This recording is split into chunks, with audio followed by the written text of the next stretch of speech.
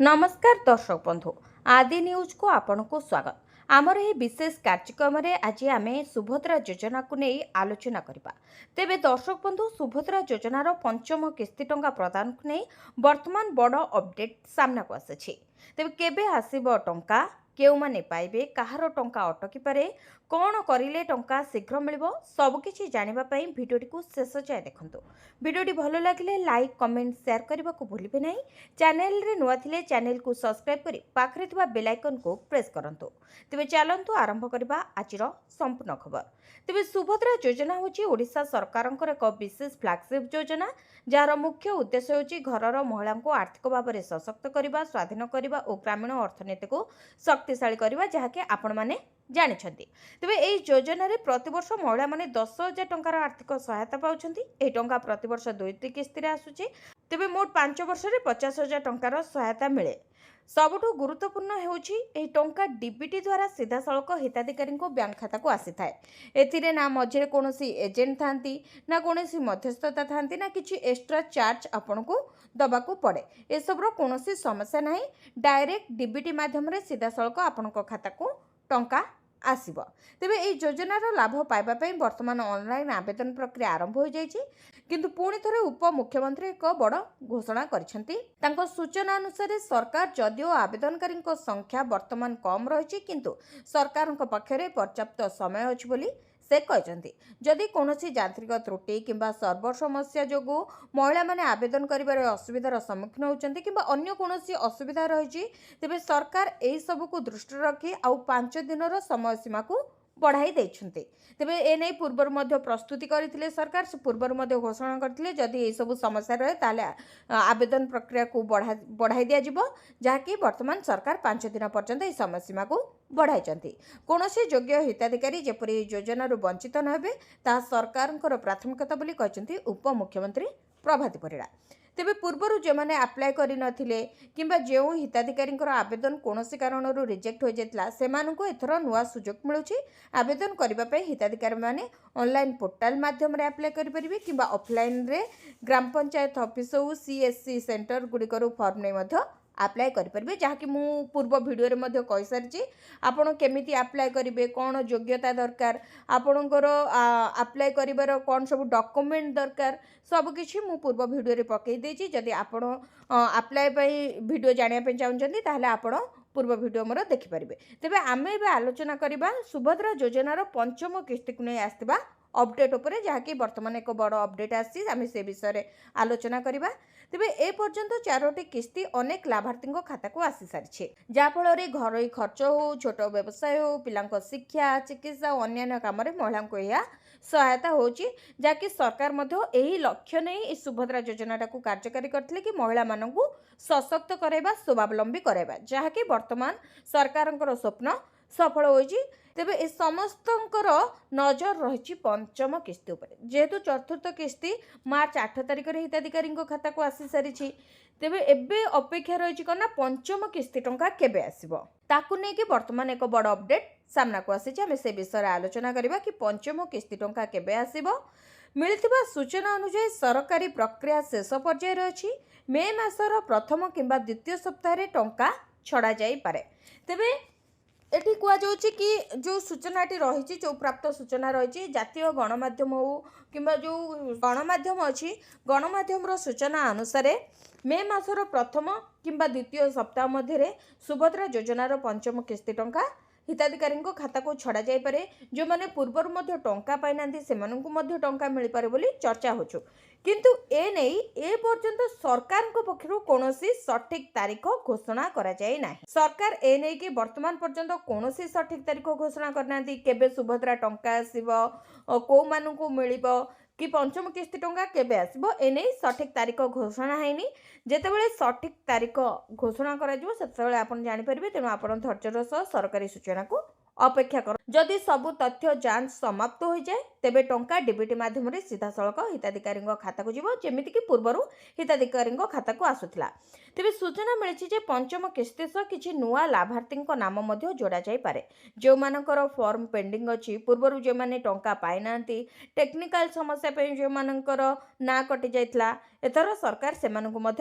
योजन सामिल कर टंका मिल पारे बोली चर्चा हेउछे। तेबे केते टंका मिलिबो तेबे नुआ हिताधिकारी मध्य प्रश्न उठुथबो कि सरकार केते टंका दोचन जो माने जानि नांती जो माने नुआ आवेदन करचंती कोनोसी किस्ती टंका पाइना जो माने पूर्वरु किस्ती टंका पाइचंती से माने जानिचंती केते टंका मिलिबो कोन मिलिबो को उपाय रे मिलिबो जानिचंती जो माने नुआ आवेदन करचंती टोटली टंका पाइ नांती किबा जो मानकर पूर्वरु दुईटा किस्ती आसिनी कि तीनटा किस्ती आसिनी सेमानक मध्य प्रश्न उठुथबो कि केते टंका सरकार अकाउंट को पठाइबे तेबे पूर्वर जेपरी सरकार प्रति किस्ती 5,000 टंका देउथले सेहीपरि एक किस्ती सरकार योग्य हिताधिकारी को 5,000 टंका प्रदान करिवे जो हिताधिकारी माने पूर्वर टंका पाई नाहंती सेमानकु दुईटी किस्ती अर्थात 10,000 टंका मध्य देई पारंती सरकार तेबे एही टंका किछि अंचल रे पर्याय क्रमे बंटा जिवो जाकि सरकारी सूचना रहिछि के माने टंका पाइबे वर्तमान आमे आलोचना करूथिले केते टंका पाइबे पंचम किस्ती टंका केबे आसीबो तेबे ऑनलाइन अप्लाई केमती करिवे से विषय रे आमे आलोचना करथिले एबे क्वेश्चन करना केउ माने टंका पाइबे जहाँकि सबठारु बड़ प्रश्न बा समस्त मनर मध्ये गोटे संदेह था कि केउ माने टंका पाइबे आमे से विषय रे आलोचना करिबा ना जेउ माने उनकर आवेदन मंजूर होइछे तो जो माने आवेदन करिसेंते एवं सेमानकर आवेदन मंजूर होई सारिछे सेमानक खाता को सुभद्रा टंका आसीबो एथिरे कोनोसी संदेह नाही